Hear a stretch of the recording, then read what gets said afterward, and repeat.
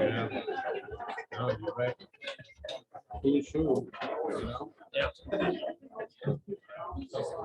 Every time you do that.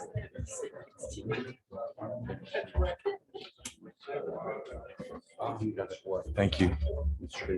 Thank you. Thank you. I think we lost a couple of people. Tim?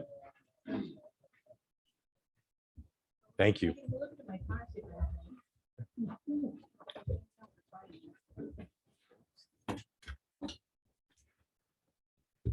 All right. Good evening, everyone. Welcome to the Bristol Town Council meeting of February 8th. If you could all rise for the Pledge of Allegiance.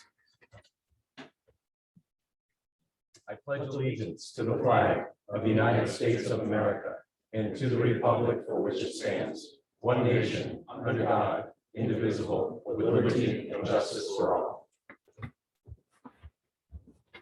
Thank you, everyone. We would normally start our meeting with minutes and other important items, but we're going to start with a very important item, which is a citation and more specifically some words about the late General Michael Burns. Peter Hewitt is going to start us off, please. Floor is yours. Thank you very much. We recently lost the son of Bristol, who by any measure was a remarkable example of a life very well lived in the service of his God, country, family, and hometown. Brigadier General Mike Burns, United States Army retired, passed away on January 9th. Mike's family are very thankful to the members of the town council for allowing this public recognition of their husband, father, and great friend to many. Representative Susan Donovan and several of her colleagues introduced a House resolution expressing the deepest condolences of the General Assembly on the passing of Mike Burns. House Bill H5063 was introduced, read into the record, and passed on January 11. Its full text can be accessed by looking up House Bill H5063 on the Rhode Island Legislative website. Rather than reading the entire resolution now, it may be more meaningful to Bristol residents who follow town council meetings, but who may not have known Mike Burns well. If I summarize his distinguished military and civilian careers and cited the many civic activities that benefited from his exceptional leadership and selfless public service. Mike was born, raised, and educated in local schools. He was commissioned an Army infantry officer in 1968 upon graduating from Providence College and its ROTC program. He retired in 1998 after a distinguished 30-year military career, which included being seriously wounded in Vietnam, where he earned the Combat Infantryman's Badge and Purple Heart, two awards for which he was most proud among the numerous other significant personal awards and decorations he earned. Mike served for more than 20 years in China, including important Army diplomatic assignments in Hong Kong, Beijing, and Mongolia, where he also studied and became proficient in Mandarin. After retiring from the Army, he and his family remained in China for several more years, working to help American corporations access the China market. Following his final retirement in 2008, Mike, his wife Marie, and daughter Meredith, both of whom are here tonight, and sons Christopher and Patrick, returned to Bristol, where he again demonstrated for all to witness, appreciate, and benefit from his remarkable capacity for extraordinary leadership and dedicated involvement in many civic organizations and activities.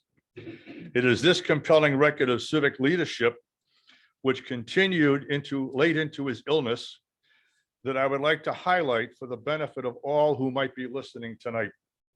They are as follows. Patriotic speaker, Bristol, 4th of July, 2000. Original board member of the Kickamuit Education Foundation.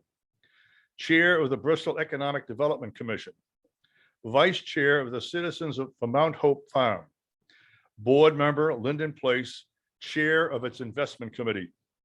Team leader for the Bristol Comprehensive Plan Update.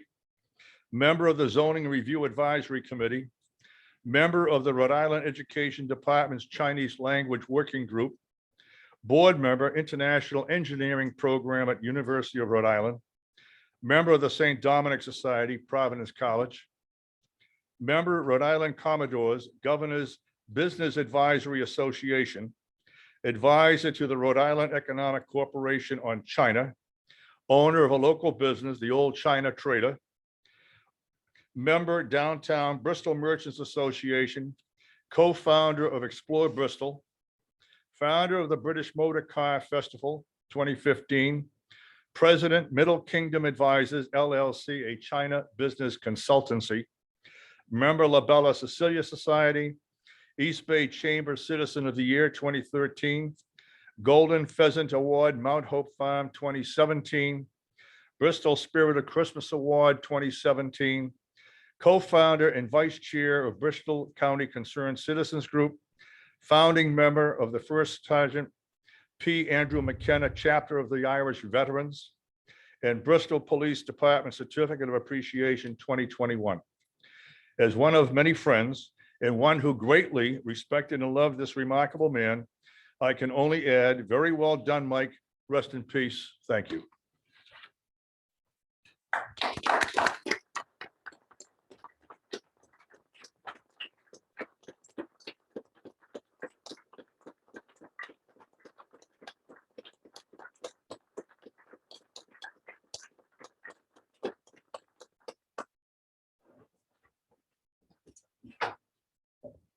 You think you know someone, and then you listen to their accomplishments and say, I thought I knew Mike well, and turns out I didn't.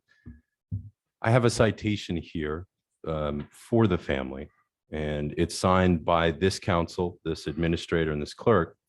And it says, in grateful recognition, we remember his unwavering service to our country and his endless commitment to the town of Bristol. General Mike Burns was a decorated soldier, war veteran, business leader, and dedicated volunteer.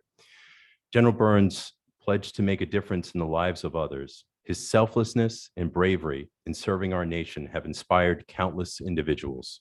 His accomplishments and legacy will always be remembered. I think those are outstanding words. Thank you, Madam Clerk. I'd like to give my colleagues just a moment to also reflect on Mike. If I may, Mr. Chairman. So well said by you. When you think you know someone, you really don't know them as well as you thought you did. I had the opportunity to visit with Mike at his residence, and we used to go for a chill water. You know, he knew that I didn't drink ice water, so he made sure he had room temp. But we chatted over various issues, and I came to appreciate his thinking, his approach to what is in good for the town of Bristol. You know, for as many years I've lived here, 52 years in this town, I learned a lot from Mike in a short period of time that I spoke with him. And may God bless and have him in peace. Thank you. Well said, Tony. So if I may, Marie, can I give this to you? Marie and Meredith, can I give this to you?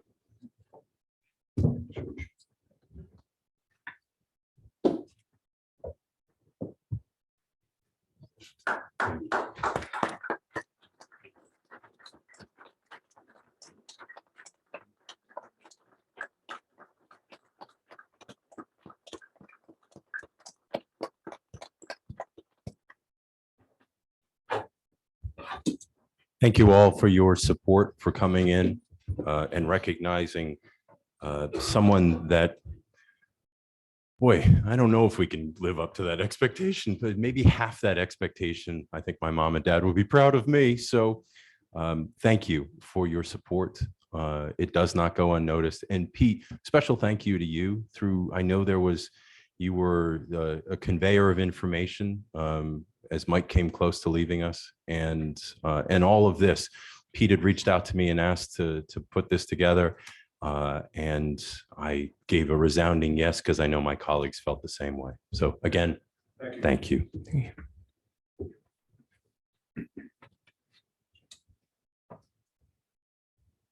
Madam Clerk.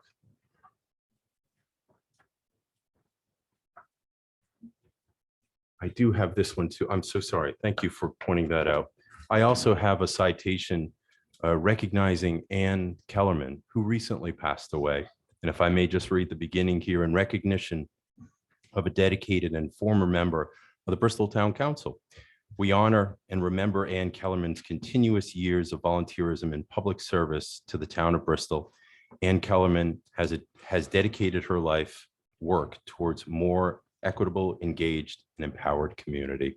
And that was signed by myself, my colleagues, the administrator, and the clerk. So another person who gave a lot to Bristol, and a lot is probably an understated way of saying this. We thank, and I say this all the time on behalf of the council, we thank the volunteers. Mike and Ann are great examples of why Bristol is such a beautiful place. We can impart laws, we can make sure the budget is correct, we can make sure that systems are in place. But it's because of neighbors, it's because of people giving back to the community that when you walk down the street, you get a smile. When you walk down the street, you get kindness. And that comes from Bristol's only a wonderful place because of the people that are here, simply put. So thank you all.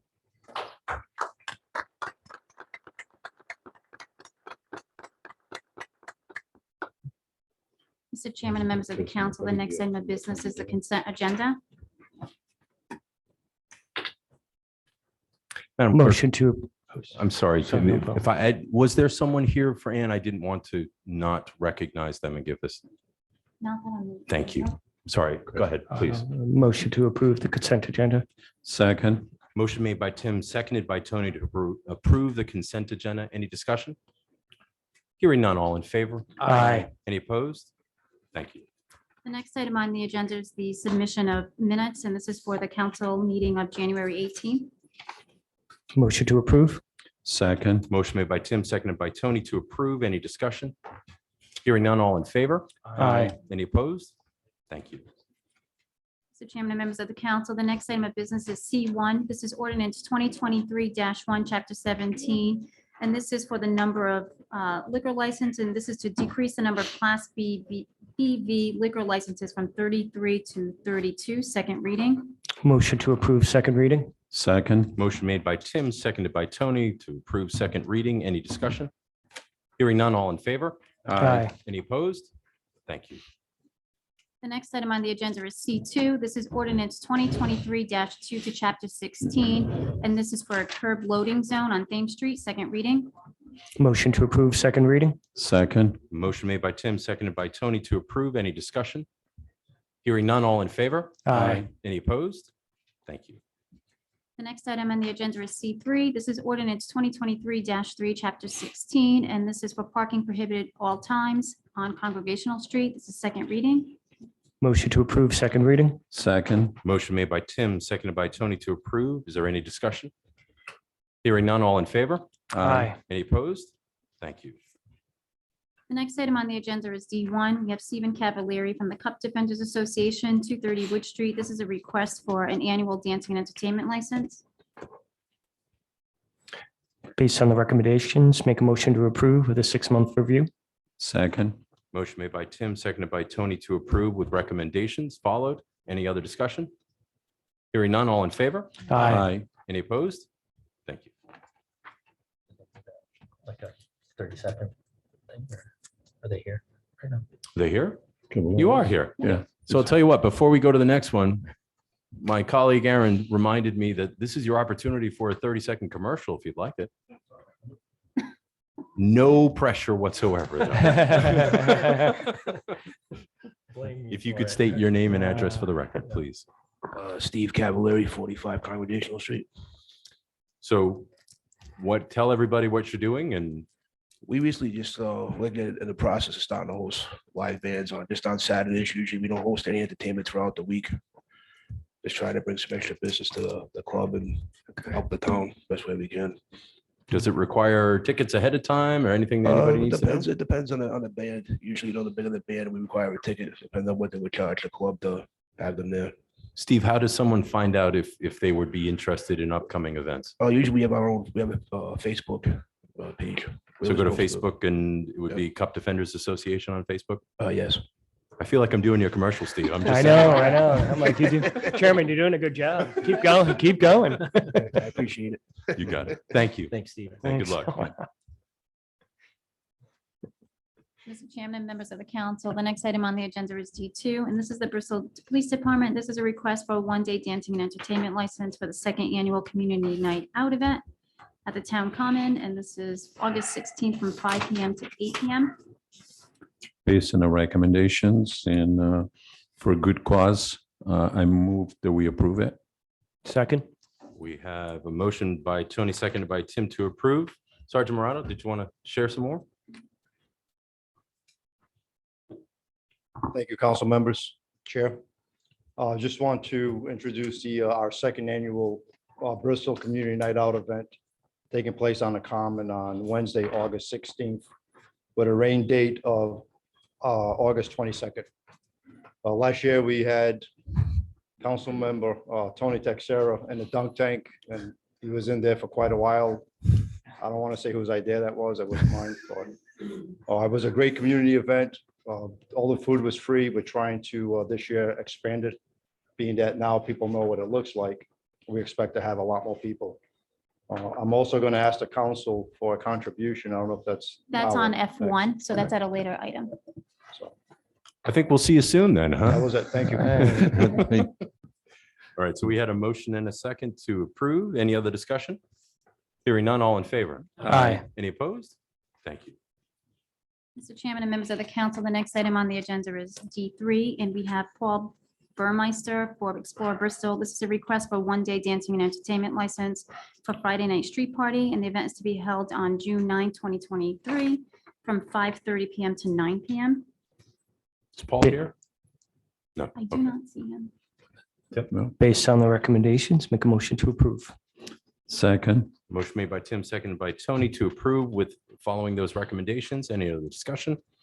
just very briefly, Mr. Chairman, I think it's awesome that somebody is undertaking the task that Mike actually started off. So this Agreed. is awesome that somebody's picking up the pieces and run with the baton. Any other discussion? Hearing none, all in favor? Aye. Any opposed? Thank you. Mr. Chairman and members of the council, the next item on the agenda is D4, and this is Paul Burmeister for the Explore Bristol. This is a request for mobile food establishment event permit for the British Car Show event on June 10th, and it's from 8 AM to 4 PM. It does say 8 PM to 4 PM. That's a error on that, so just correction on that. So it should be 8 AM to 4 PM? Yeah. No overnight party. It's a good assumption on that one. So, council, Based on the recommendations, I move that we approve it. Second, motion made by Tony, seconded by Tim to approve. Any other discussion? Hearing none, all in favor? aye. Any opposed? Thank you. The next item on the agenda is D5. We have Elsa Ramirez for State Street Tavern LLC doing business as Bar 31 at 29 State Street. This is a request for transfer of the Class BV liquor license to Andrew Breslin for Pearl Holdings LLC. This is a DBA for Tinkers. This is under new ownership. It's called for public hearing on March 1st. Mr. Chairman, I move that we approve the public hearing for March 1st. Second, Motion made by Tony, seconded by Tim to call for public hearing on March 1st. Any discussion? Hearing none, all in favor? Aye. Any opposed? Thank you. Thank you. have a good night. Thank you. Mr. Chairman and members of the council, the next item on the agenda is E1. This is Ben Luke, the Bristol Buffet LLC, 180 Mount Hope Avenue. This is a request to relinquish the Class BV liquor license. This was continued from 12/21, and we did have the ordinance to remove that earlier this evening. So the motion would be to Accept that. accept Did the it- relinquish of the Class BV liquor license. So moved.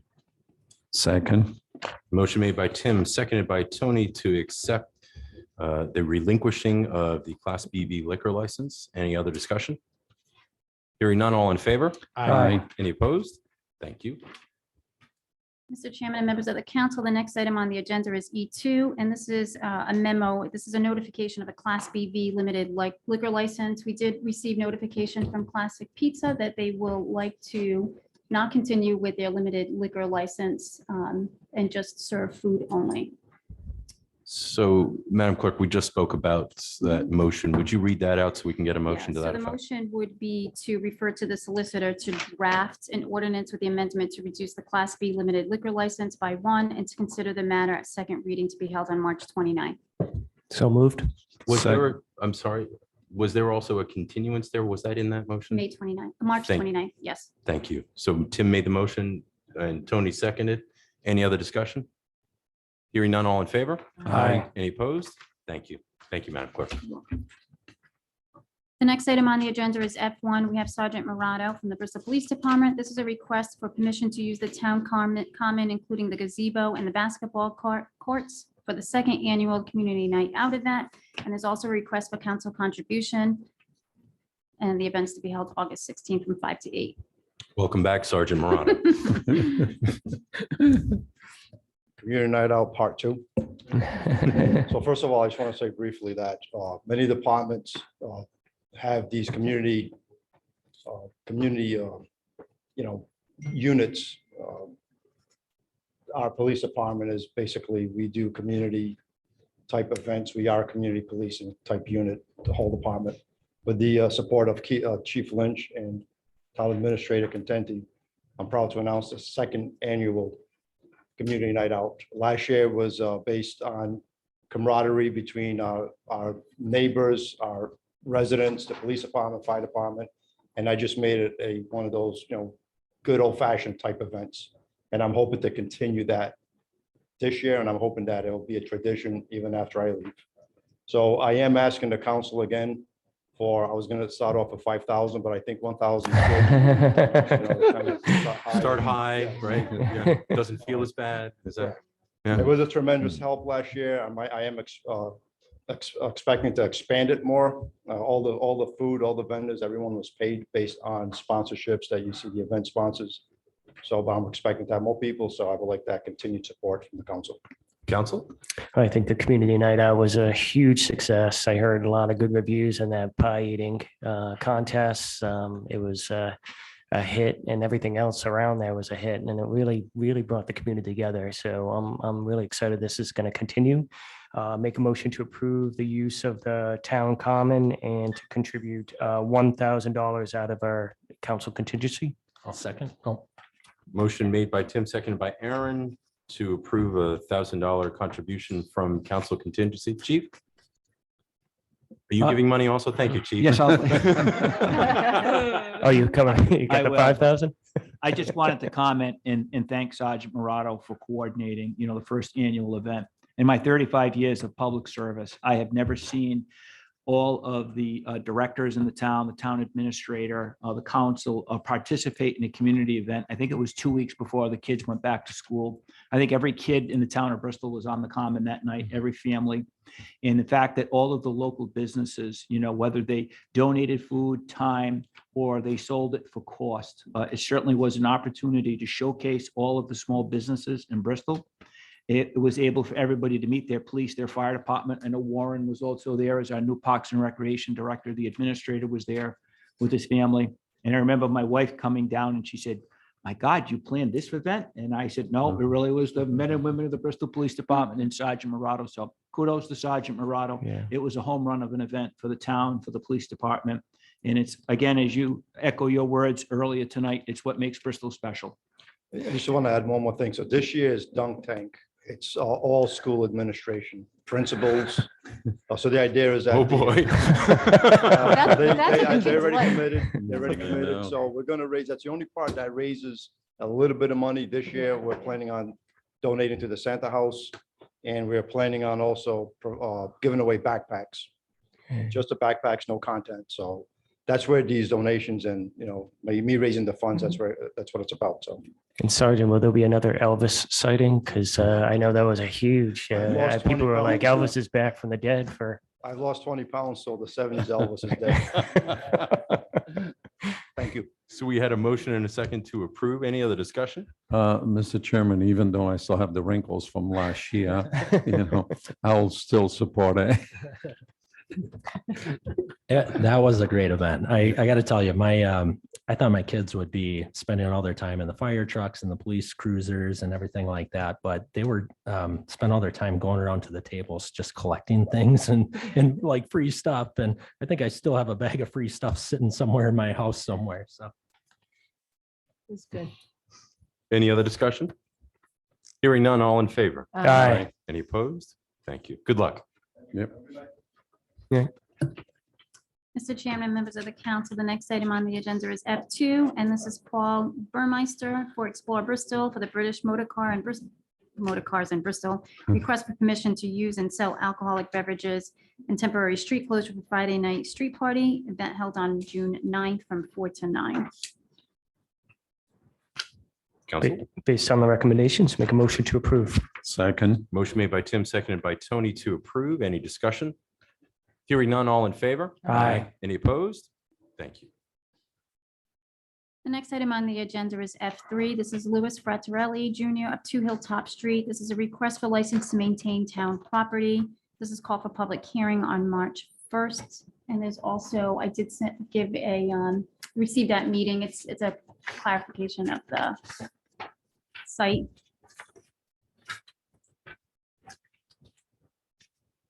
Received.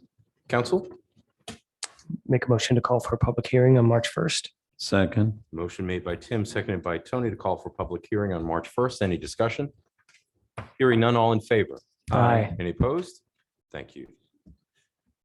Mr. Chairman and members of the council, the next item on the agenda is G1. This is the Board of Fire Engineers with terms to expire February 2024. There's a recommendation from the fire chief.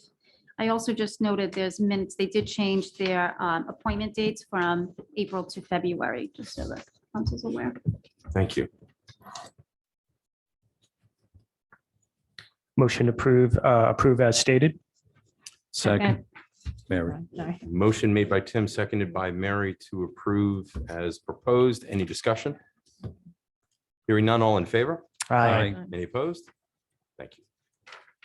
Mr. Chairman and members of the council, next item on the agenda is the Rogers Free Library Board of Trustees. This is to inform the council that Ruth Sudo and Jacqueline Katz have both sent in letters of resignation to the board.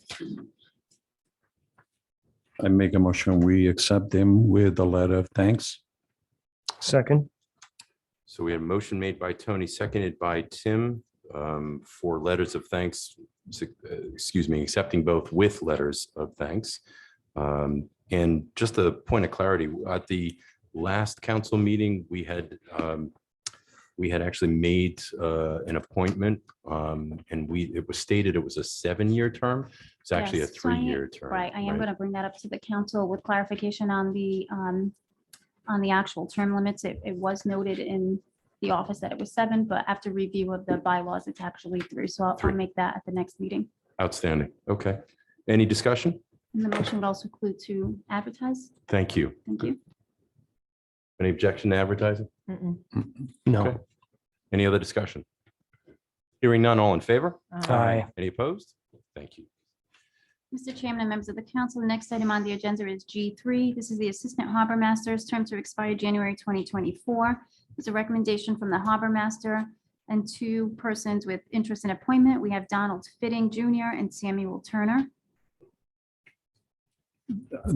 Is that my understanding, these 2 individuals are interested, but are not, They're not have not been no. involved. Oh, okay. So I would make a motion that we set interviews for those 2 individuals. Try for our March 1st meeting, Yeah, I was just going to ask. Yes. maybe 6:30.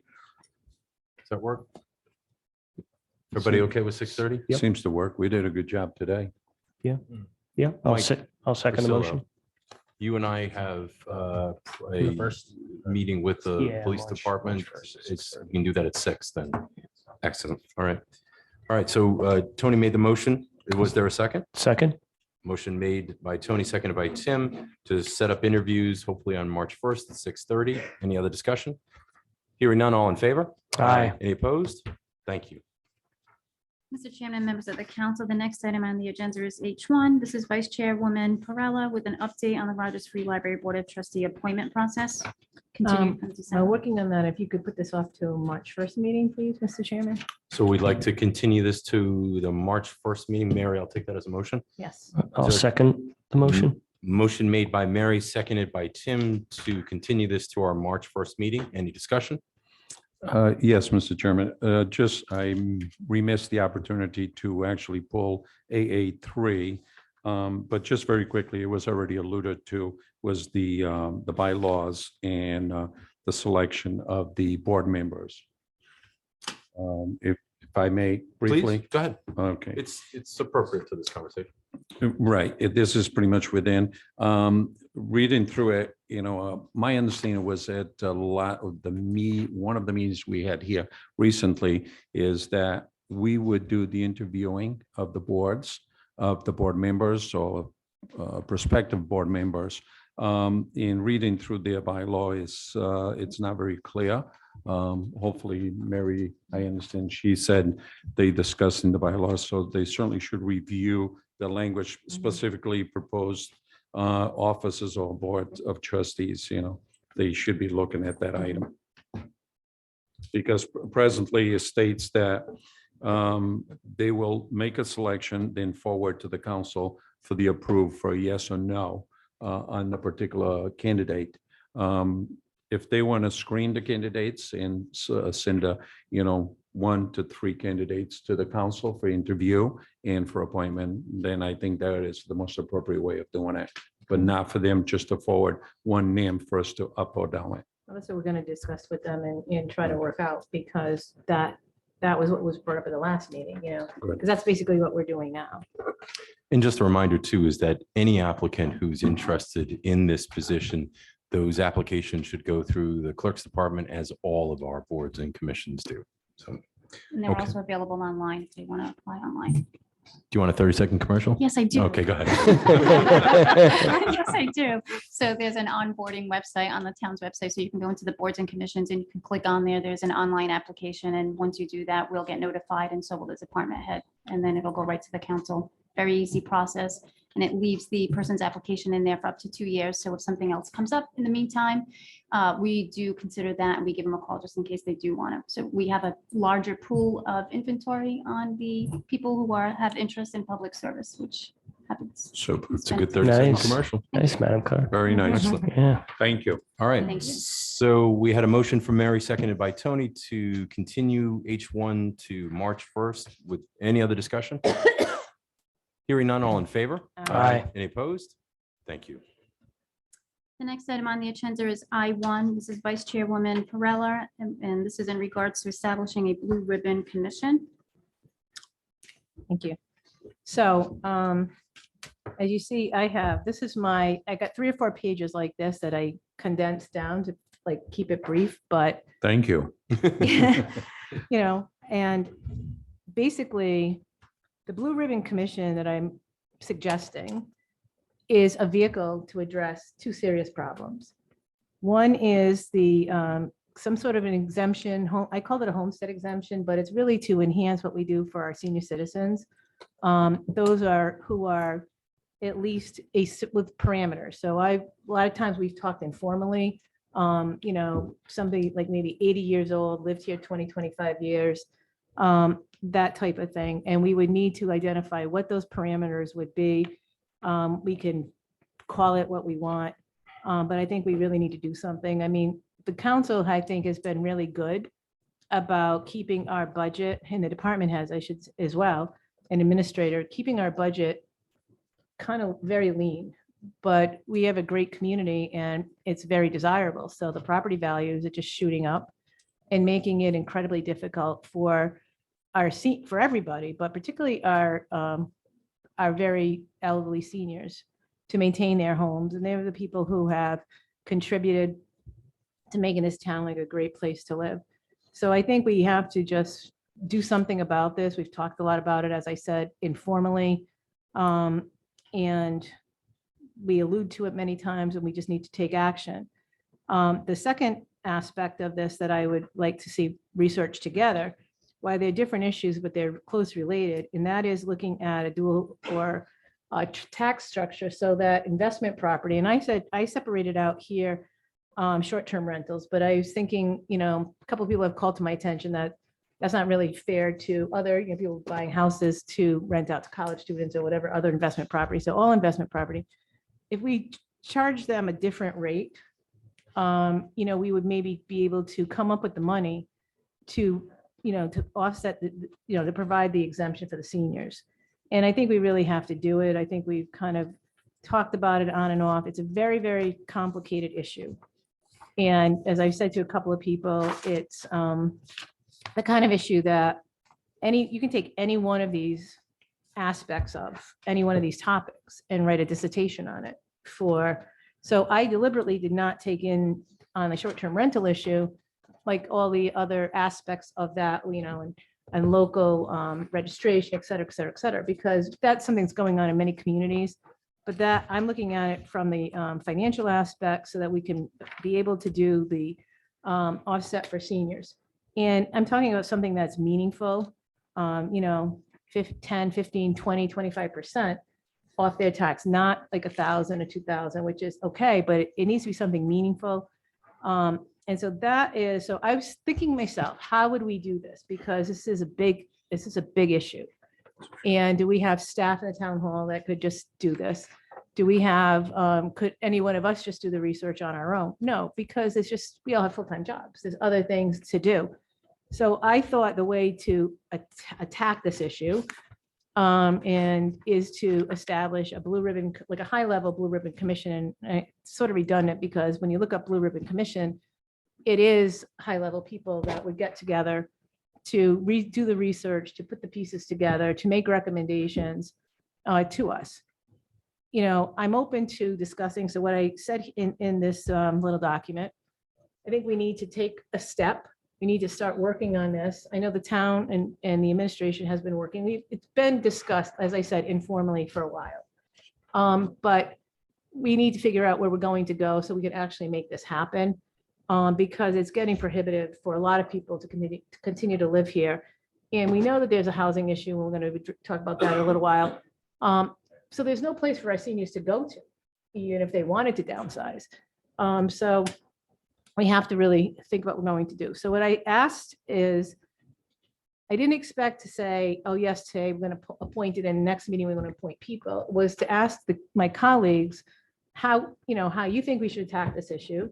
And if you agree with my assessment of a commission or a work group, then how would we want to, we would advertise, what kind of people do we want on there? So what I always say a lot of times here is, we sort of open everything up, which is, I'm fine with that as a part of it. But like, if you go to a legislative commission, it's always like categories of people that you would want, like, making this up, but a realtor, representative, senior citizen organization, et cetera, et cetera, et cetera.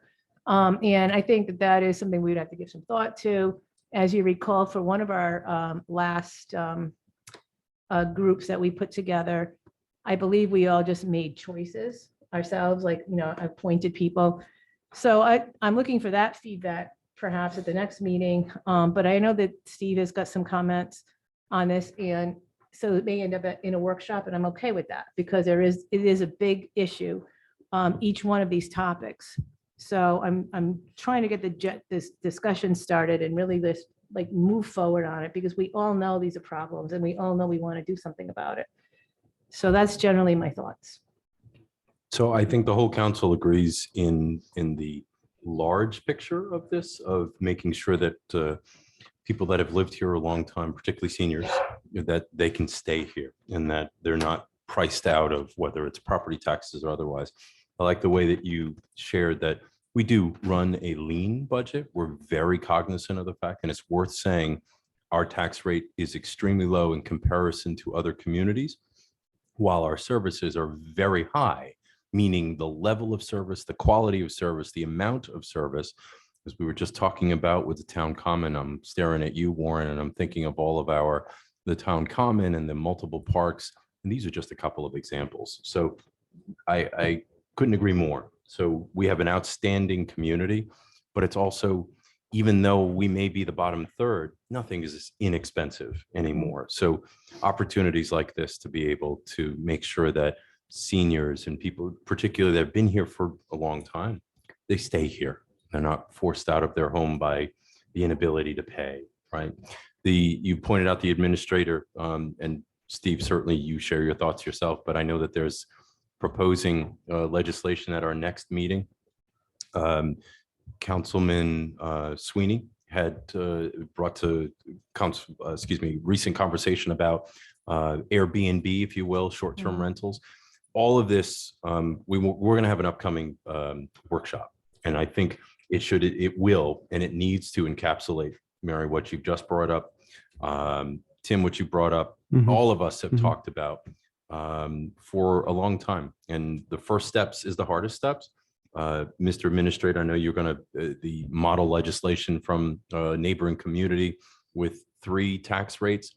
We're not talking about a particular rate. We're just talking about getting legislative approval to have that, and then have greater discussion on what those would be, how they would affect. And I think to Mary's point, this is, and I think I was talking to Aaron earlier, is that it's a Rubik's Cube. Diane Williams is not here. I always quote her on that one, is that you get the colors on one side and everything else is different. So there is a lot of work, but it's okay that there's a lot of work because it's appropriate and we need to do this. So, Mr. Administrator, did you want to share anything on this? Yeah, a couple of points. First off, yes, Councilwoman Perella made some really good points as to what's going on in our community. First off, we're a college town, and there's a demand for off-campus housing. And we're becoming more and more of a seaside community where people like to spend time, especially seasonally. So we're starting to appear more and more like Newport and parts of Middletown. And for our full-time residents and residents have been here many years and maybe raising families, it's becoming difficult. So an interesting thing is happening. A couple of years ago, we passed the tangible exemption as a requirement. Now we have to branch out into 2 separate tax rates, one residential, one commercial, so that any savings to the businesses aren't passed on to the residents. So this is going to be a state requirement. We need to do that for this tax year. We don't anticipate a very large difference between the 2 rates at this point, but we do have to break them out anyway, and we're starting to work on that. While we're formulating that with the solicitor's office, we also looked at a 3rd tax rate. So it would be residential rate occupied, residential rate non-owner occupied, and then the commercial rate.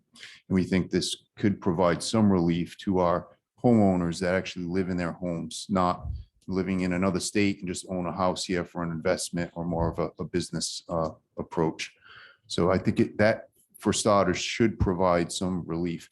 Middletown has done it. It's been successful there. Newport does it because they have similar characteristics in their community. So it's proven. It appears to work in Middletown. So we actually our draft ordinance is mirrored from Middletown, and we like to get that for your review and consideration at the March 1st meeting. The other thing that we're going to propose is a review of the senior exemption. We learned that it hasn't been updated in many decades. I think it starts at, is it $200 or $250? So our recommendation is going to be, I say ours, meaning the tax assessor and the department heads, even the clerk was involved in the solicitor's office. What we're looking to do is use a percentage. So a senior would get a percentage off of their tax assessment. So as inflation rises every year, it keeps up with the cost of living.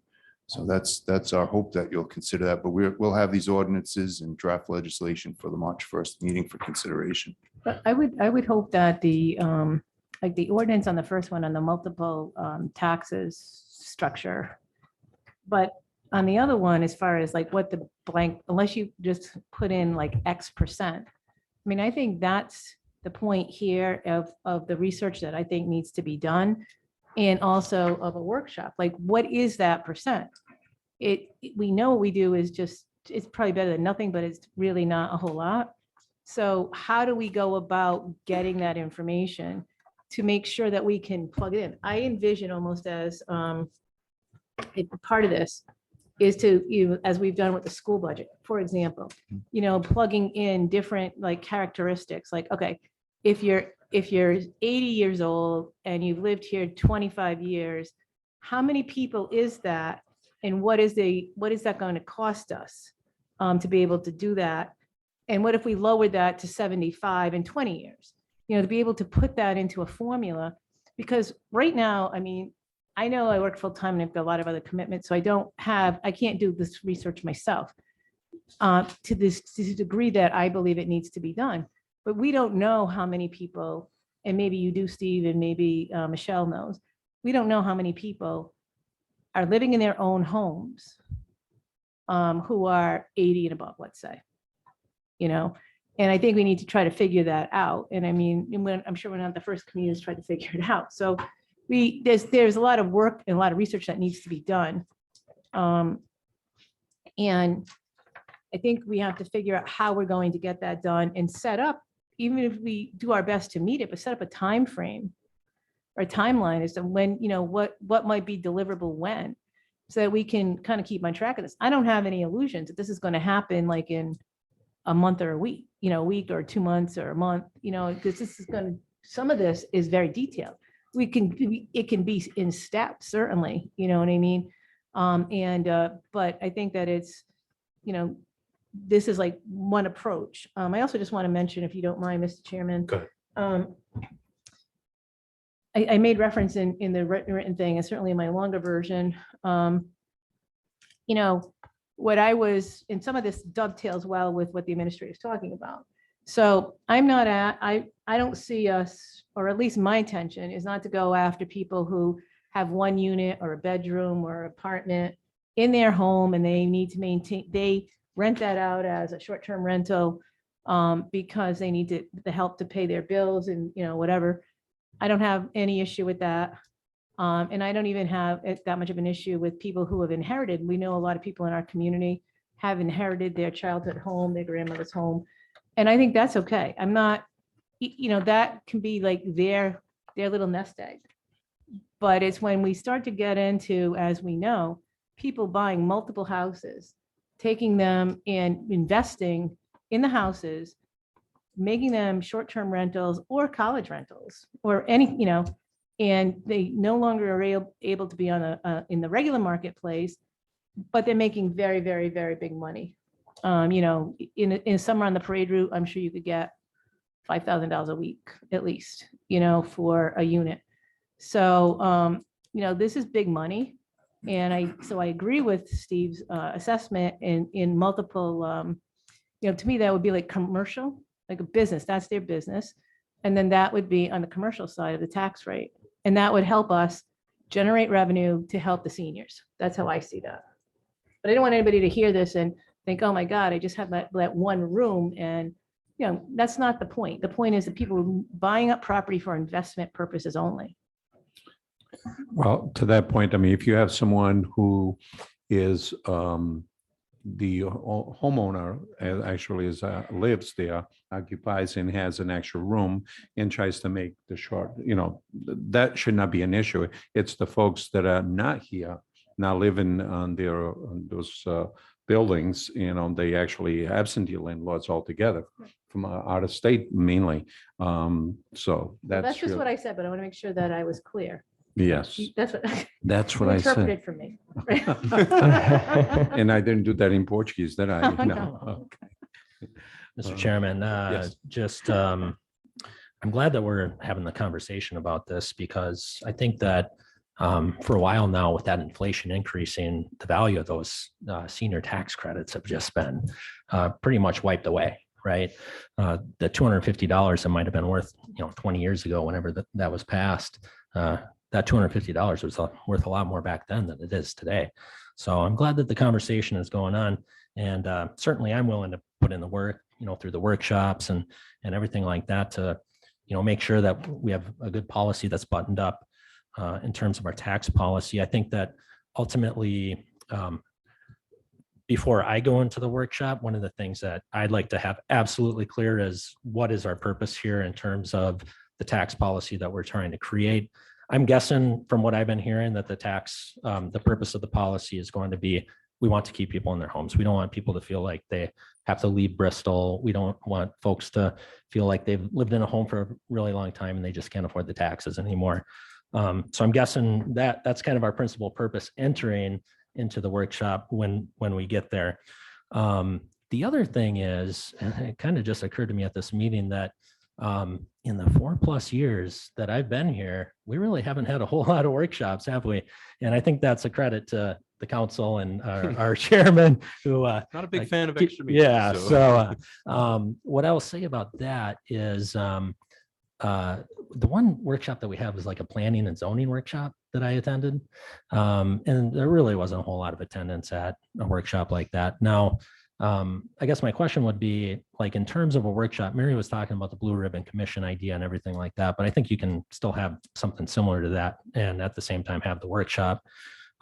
Anybody should be able to be invited to speak at a workshop, right? So it's an open meeting. okay, so it's an open meeting, yeah. And if somebody wants to, get on the record, if we have, somebody who's like an expert in tax policy or something like that for local municipalities, we can have them come in and ask them questions and things like that as well. So, so that's the other thing that I wanted to, ensure that we would be able to do.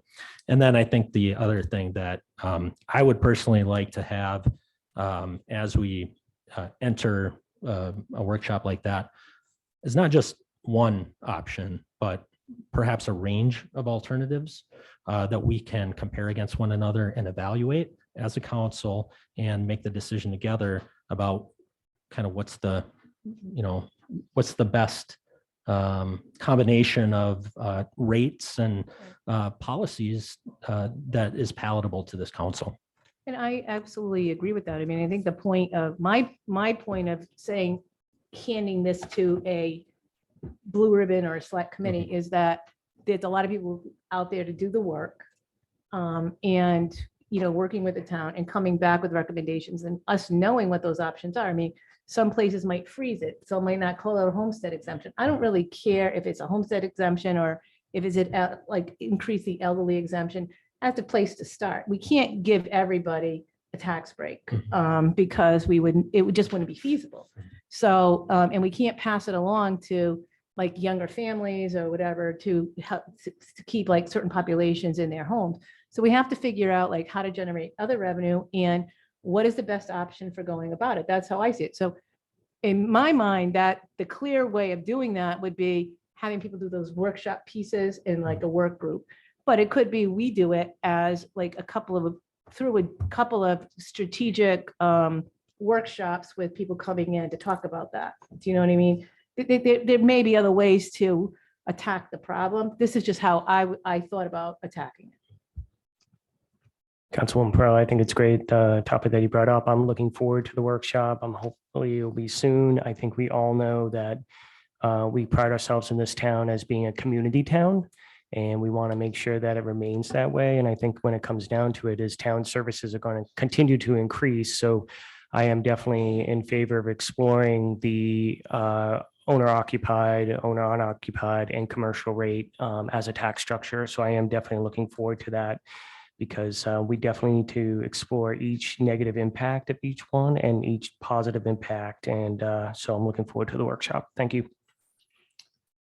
I think we have to be realistic. I hear you, we need to do this ASAP. However, we're just going to start the FY24 budget process. I see this as an FY25 because this is not that we should not do the work and be ready, shovel ready to make those decisions. But because there is always an intended consequence when we say, well, let's do this and do that, but what is the outcome and how is it going to impact, right across the board? So I think it will take a little time to make sure we weigh out all the options and avoid any pitfalls. Exactly. Well, definitely the next month or so, we're pretty busy with the budget coming Yes. up. I mean, I don't see a Yeah. workshop really happening just because of the school, the work that we have all throughout March. But I do think shortly after that, we should have the workshop to begin talking about these issues and come up with a way we want to approach the problem. Exactly. You know, and Yeah. then what that timeline might look like, it could be, you know, pieces that might be done, like the stuff that Steve's talked about it, they've already done some of the research on, maybe it can be implemented while we're still looking at other pieces of that. So, you know, maybe incrementally implemented as we go forward. But I don't think we don't want to just push it off and say, this isn't going to be done till fiscal year 25, because that's going to be here before you know it. Like, so Right. it is going to go in. This could take 6 months or a year to like flesh it all out Mhm. and to, you know, come up with all the different or they might be like, here's a recommendation on this piece, we can go forward, now we can work on this other piece. Mhm. Oh, the other Yeah. thing before I forget, is some of those hardship exemptions. I know that some folks have been bringing those up a little bit too, and they're also affected by inflation. And so maybe that could be something that's part of the overall conversation as well, is what do we do about them? Do we do nothing about them? Do we do a little something about them? Do we get them so that they're a little bit closer? So We just have to remember with every exemption, we have to find the money somewhere. So it's got to be made up somehow, somewhere. So if we give those more exemptions out, we're going to have to come up, somebody's going to be, some group or something is going to be penalized. it's like whack-a-mole, Yeah. right? Yeah. It's you hit one thing over there, something pops up on the other side. Yep. I like my metaphor better. I like mine better. Yeah. There's no question it's a challenging issue, and every aspect of these are challenging issues. I mean, I think there's 9 or 10 communities dealing with just the short-term rental issue in Rhode Island right now, and that's more about the number of people, the parking, the, you know, whether it's owner occupied or not, things like that. So I think I deliberately didn't go there because we do need We're to gonna address talk that, about- but right. that's not mine with, as I said, the financial aspect of it, in a tax structure to help offset other, you know, other exemptions. But they all tie. They They tie all together nicely. absolutely, They do. yeah, So, yeah. thank you, Councilwoman. I just want to be misunderstood. When I said FY 25, I'm talking about implementation. Right, right, right. I'm not talking about let's put it off and wait until, no, not at all. I Right. agreed that we need to roll up sleeves immediately, begin the process, but I don't, some of these things, I don't see rolled out until FY 25 Mm. budget. Well, Great. we'll provide a next step at the next meeting for consideration anyway. In the meantime, while you plan your workshops. So having multiple tax rates requires legislative action. So again, just because there's multiple doesn't mean they need to be different right now. There's a Right. lot more dialogue, as we've just proven, that needs to happen. So at our next meeting, we will have that to consider. But it would seem like the appropriate motion, Vice Chairwoman Perrella, would be to continue this to the what has already been talked about, the upcoming workshop that would include this and other items directly connected to it. And how we're going to, Yes. you know, Yes. proceed with them. I do think that if it needs enabling legislation for those different tax rates, then that is something we should do and have as soon as possible, like the concept of it out there and approved. And then So we can that- talk because you don't have about to what it do is. If you don't want to, when push comes to shove, you got the authorization to do it. Exactly. So this would be like a spring workshop, correct? Yes. So I envision it after our budget, and I speak of specifically all of these things. I don't speak of coming up with if this council agrees, there would be a resolution supporting this legislation for the multiple tax Yeah, rates. yeah, we may Okay? have to just do So, that as soon as possible. I don't think that because of the needs, year. that's more of giving us options and using them when appropriate and how we use them. Right. Mr. Administrator, do you want to add anything? No. Thank you. All right. So Mary, could you make that motion if you agree? Yes, I would move that this issue of the Blue Ribbon Commission focusing on, it keeps saying the Blue Ribbon Commission, it's really about the exemption for seniors, property tax exemption for seniors, and generating additional revenue through investment property in a separate tax structure. And that since there's lots of things going on in the state and locally, we have a workshop on that as soon as we can. Recognizing that we're in the middle of budget season coming up, and that we move forward, and at that workshop, figure out which is the most practical way to proceed so that we can start taking chunks of this and getting them to, getting the best research done and getting something implemented. Second. Motion made by Mary, seconded by Tim. I'm not going to restate that. I'm sorry. I don't know. I know, because I start talking and that's what happens. I know. Yeah, Melissa can make it up. excellent. Any other discussion? She got the drift. You got the drift. You go back in my tape and say, what did she say? Any other discussion? Well, Mr. Chairman, just on terms of the purpose of the workshop and everything, are we gonna decide at some point on what the purpose of this tax policy is gonna be? Or are we gonna go into this without any clear cut decision about what we're gonna do here at this workshop? Well, I guess what have- I'm asking is at the next meeting that we have, Right. are we gonna have a decision about what the workshop's gonna be I mean, about I think that we specifically? should, I have my view of what that workshop would be because I just presented parts of that. But the administrator also has parts of a workshop that they was requesting. Am I correct? I have an ordinance ready to go. I don't need a workshop. I'll be happy to participate, but I'm well informed as what the homestead exemption does. And we can certainly plug the data in. Yes, to answer your question earlier, we know how many seniors we have through our current senior exemptions and what age brackets they're in. So I would like the opportunity to present the data at the next town council That meeting. would be That'd be great. if you great. have it, just So- as Great, a thank you. starting point. And- That would be Yeah. great. We do have specialists that the tax assessor can reach out to for additional help. We can even have one here if you'd like, but we can do it at a workshop, but it needs to be done. The town is changing quickly and I'll give you an example. We've been hearing about homestead exemptions for 2 or 3 years now. And we looked at it 2 or 3 years ago and we said, okay, our tax assessor actually did a beta test with a certain samples of homes. And we determined that there were so many people eligible for the tax exemption, it was going to drive the tax rate up. So even though a resident was going to get a $500 tax exemption, the tax rate was going to go up so much for everybody to pay for it, that the exemption was only like half of that. So that's why we're looking at these separate tax rates as a solution. Yeah. But again, Makes this sense. has been tested in Middletown and in Newport and it's working. And the parameters of by which we're able to do it, if we go to on the exemption part, not on the tax structure part. I mean, we know we can't do it for everybody as much as we might want to. So how do we, how does those numbers work out? Who would be eligible would be homeowners that live in the home. Now, it can be a multifamily unit up to 5 units. That was the policy we were looking at. So if you had a tenement house, as long as you're living in it, you get the owner occupied rate. The question is, what differential do you want between the rates? That's something that the council is going to have to determine. And we can make that, as you said, the JFC worksheet that we do. We could do that where you could plug in some numbers and figure out what the savings would be for the homeowner. These are similar, very similar and very related topics, but they're slightly different of how we're all thinking about, Right. So, Right.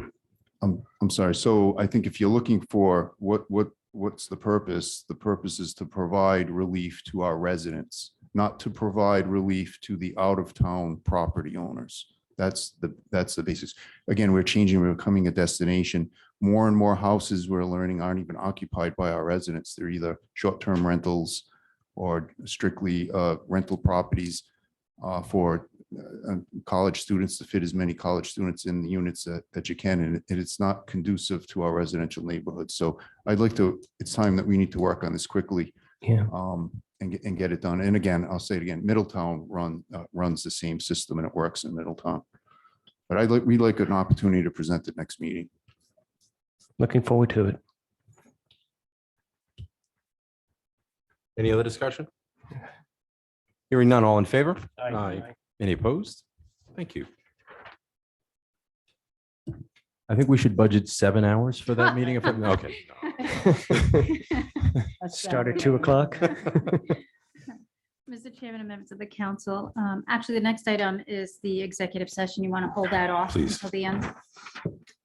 The next item on the agenda, we're going to skip to I3 is Town Administrator Contente, and this is regards to Resolution 20 for the Housing Development and Land Use.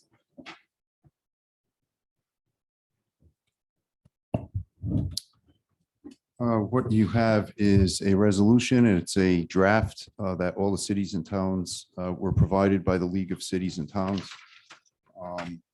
What's happening is the General Assembly is considering a large housing bill, a package with several bills in it. And we just want to make sure that the General Assembly is aware that what the town's position is. So if you agree to the resolution, we're essentially saying that zoning in land development and housing should continue to be a local matter. And we should be able to weigh in and not lose our rights to manage property in our communities. So essentially, I think- that's what it is. I think it's a good resolution. I'll make a motion to accept this resolution. Second. Motion made by Tim, seconded by Tony to accept. Discussion? Well, I had a document with a bunch of edits on it. As any professor would do, I started marking things up and everything like that. I passed it around to some of my colleagues over here. And I was convinced that what I was trying to do with this was very much similar to the document that was already in front of me. So as any other professor, I put a lot of time into something that I'm not going to put forward, but I think the spirit of this document was something that I supported as I was making some of those changes to this. So I'd love to see some partnership between the state and municipalities on this issue, because I think everybody here wants to ensure that everybody has a fundamental human right to access to housing. And that's what we want to accomplish here. And I think everybody is on the same page with that. Any other discussion? Hearing none, all in favor? Aye. Any opposed? Thank you.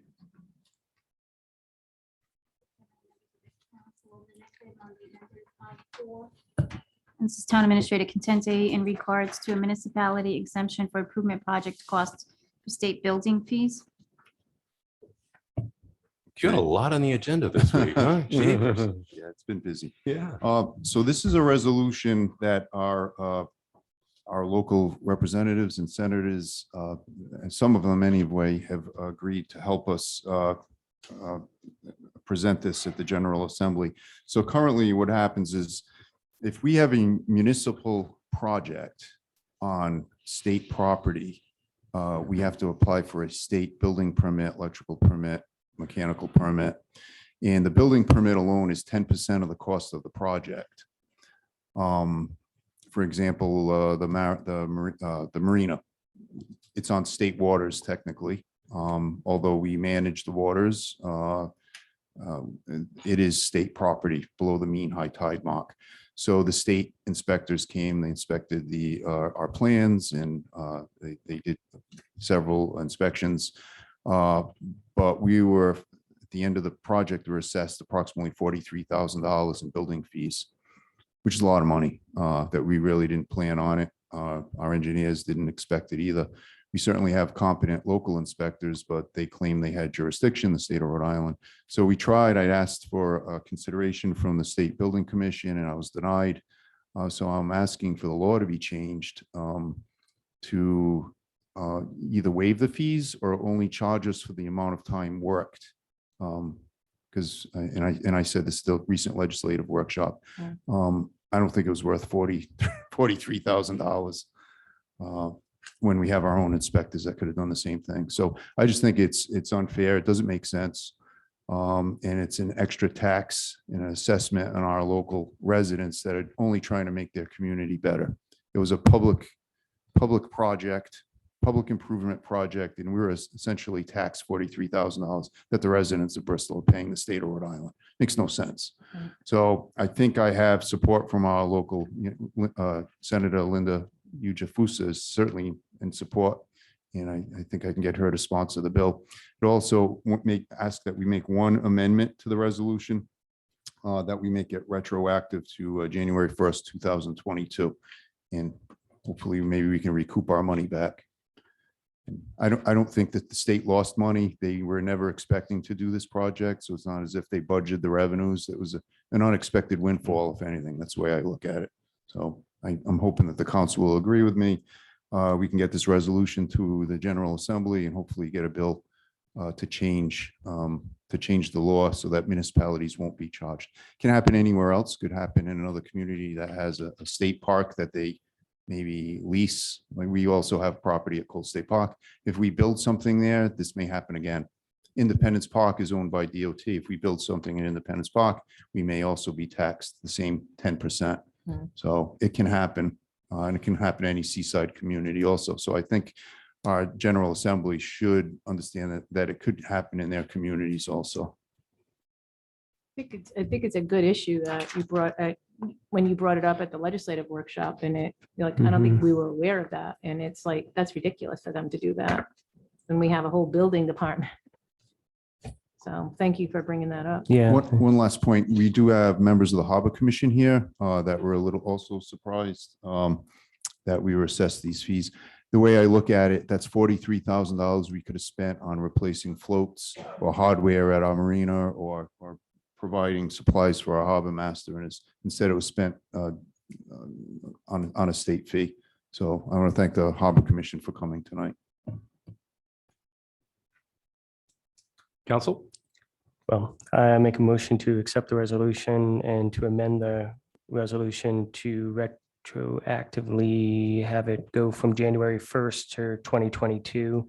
Mr. Administrator, I think this is a good resolution. I think one hand washes the other, and we're beautifying our community, or everybody's beautifying our community. That all rolls into the state as a whole. So it just seems like a loop that doesn't make sense. Second. Motion made by Tim, seconded by Tony to support the resolution with the stated amendment. Discussion? I will add, Mr. Administrator, I was part of a lot of dialogue with you, and I can't share some of that dialogue, but meaning it was, you were frustrated on it. But I kudos to you, because not only are you bringing this in front of us, but you tried avenues before you went this direction. You looked for resolution without a resolution, right? You reached out to state, you reached out, I can see Wayne Blinsky here. I know he's here for the harbor, but he's also our local electrical inspector and speaks this language.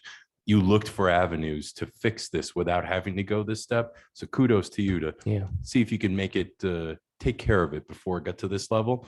But we support, or it seems that way, and I'll find out in a moment.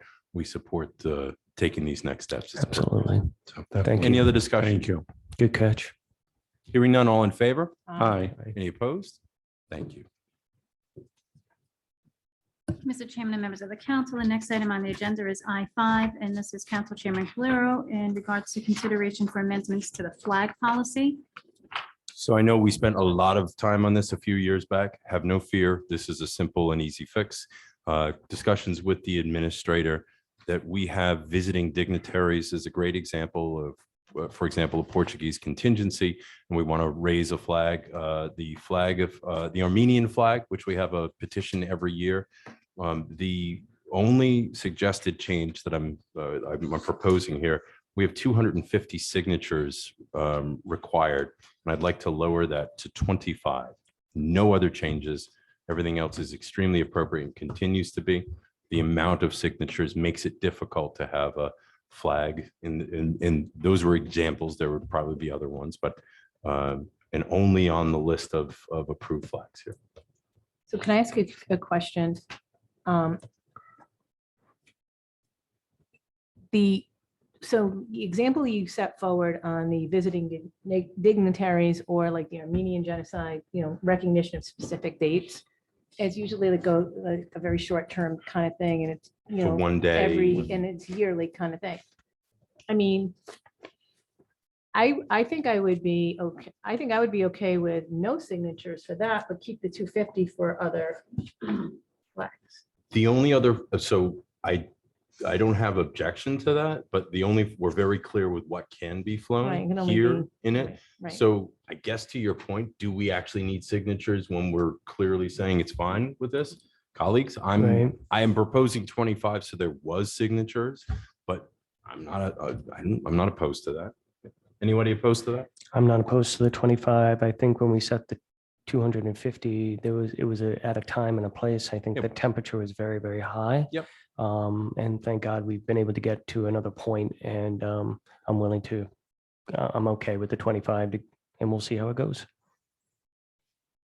Well, the only question I have, and I don't want to belabor this point because I'm sure you could find 25 people just in this building, but if, we find out that, in 3 weeks, the president of Portugal is coming to visit us, we want to fly the flag, then you have to find those signatures, you know what I mean? I mean, you can Mike? just find it here.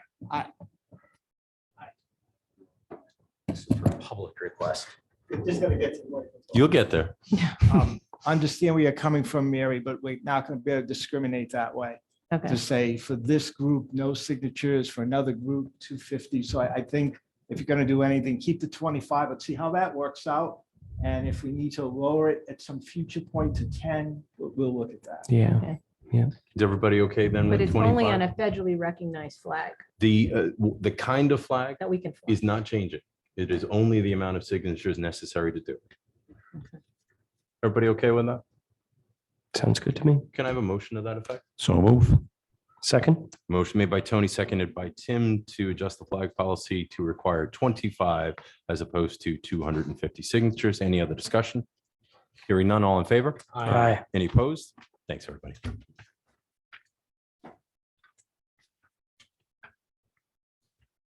Mr. Chairman and members of the council, the next item on the agenda is J1, and this is a bid opening that we had this afternoon for the operation of the Bristol Golf Course.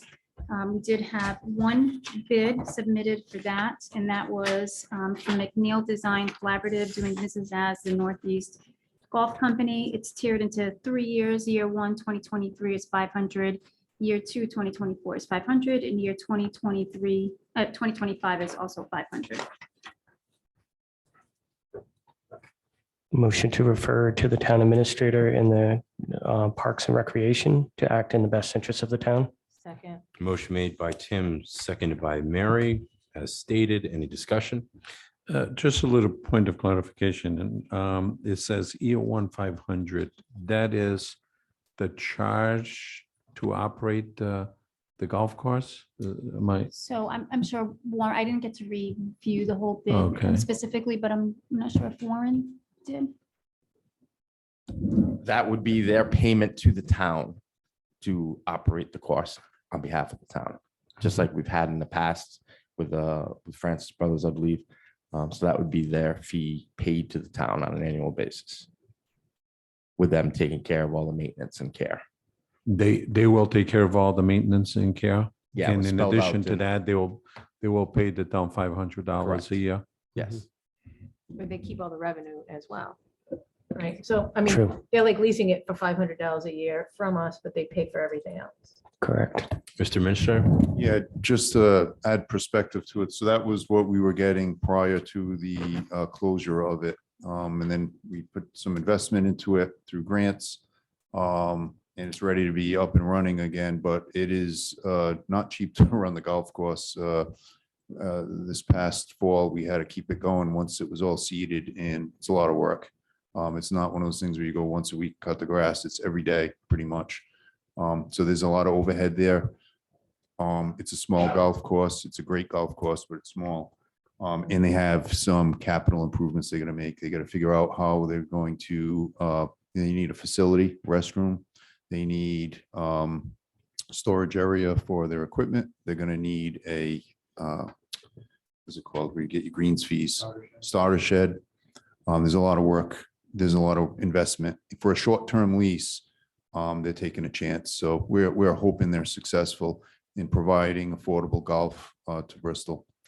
So that was the whole goal. The purpose of the project was to help clean up Silver Creek with the Yeah. estuary grant and the stormwater management we did there, and also to provide recreation for people of all ages that's affordable. And a lot of people looking forward to it opening. So I'm actually thrilled that somebody came forward. We've advertised this twice now. And this is, again, where we left off It's just not a huge moneymaker from what we can see. Yeah. But it's great. We're looking forward to this spring opening up. And It's going to be hopefully great to see that I'm used. hoping this works out. Yeah. Any other discussion? Hearing none, all in favor? Aye. Any opposed? Thank you. Mr. Chairman and members of the council, the next item on the agenda is J2. This is bid number 1,000 for the townwide landscaping. We did do the bid opening today, this afternoon at noon. We did receive one bid from DuPont Landscaping Services, Inc. And this is also tiered into 3. Year 1 is from 23 to 24 in the amount of $287,730. Year 2 from 24 to 25 is $297,800. And year 3 is from 25 to 26 in the amount of $306,730. I make a motion to refer to the town administrator to act in the best interest of the town. Second. Motion made by Tony, seconded by Tim to refer to the administrator. Any discussion? Briefly, do we know how much we paying right now? Do we know this year's contract by any chance? No. It's close. This is probably what, 10% more than where we left off this year? Yeah, well, maybe it's slightly more. I don't have the exact numbers because I Right. came in after this. Okay, contract, but it that's was- fine. It was in You can get back. 270, high 270 range. Right. Okay, thank you. Any other discussion? Hearing none, all in favor? Aye. Any opposed? Thank you. Mr. Chairman and members of the council, the next item on the agenda is K1, and this is the Bristol County Water Authority with monthly report. Motion to receive and file. Second. Motion made by Tim, seconded by Tony to receive and file. Any discussion?